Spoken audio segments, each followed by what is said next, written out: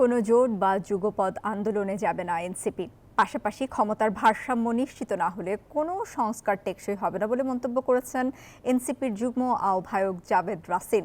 তিনি জানান, বহুদলীয় শক্তিশালী গণতন্ত্র প্রতিষ্ঠার জন্য শুধুমাত্র উচ্চকক্ষে পিআর প্রতিনিধিত্ব ভিত্তিক নির্বাচন চায় এনসিপি।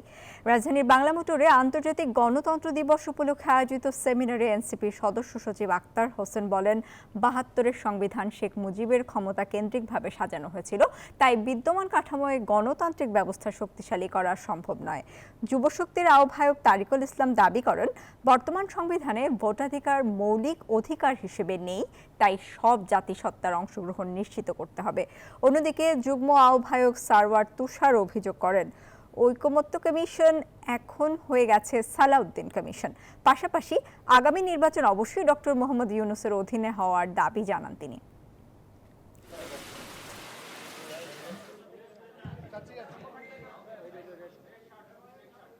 আমাদের মধ্যে একটা ঐক্যের জায়গা তৈরি করা সম্ভবপর, সে আশাবাদ আমরা রাখছি।